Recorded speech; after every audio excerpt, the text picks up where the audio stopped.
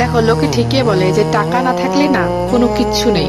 দেখো, কালকে একটা পেশেন্ট আসে, ছেলেটা অ্যাক্সিডেন্ট করেছে। তো ও আজকে অ্যাডমিশন আছে, কালকে থেকে ওরা ব্লাড টেস্ট করাতে পারছে না, মানে টাকাই নেই ওর কাছে। কত কত লোককে ফোন করছে ছেলেটা, ওর বন্ধু বান্ধবগুলো আসলো, দেখলো কিন্তু চলে গেল, কেউ আর ওর ব্লাড টেস্টটা করাচ্ছে না। ওর বোন আর ওর মা চুপচাপ বসে আছে, কিচ্ছু করতে পারছে না ওরা।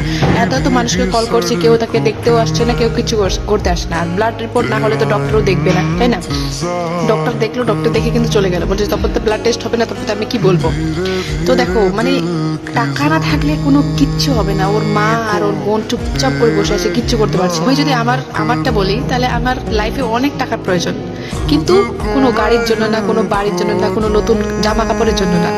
আমি শুধু চাই যে যখন আমার বাড়ির লোক কেউ অসুস্থ হয়ে পড়বে, বা আমি যদি অসুস্থ হয়ে পড়ি, যাতে চিকিৎসাটা আমি ভালো করে করাতে পারি। যেহেতু আমি এই লাইনে আছি, সেহেতু আমি এই লাইনের ব্যাপারে একটু হলেও জানি, যাতে আমি চিকিৎসাটা ভালো করতে পারি। এই জন্য আমার জীবনে টাকার প্রয়োজন।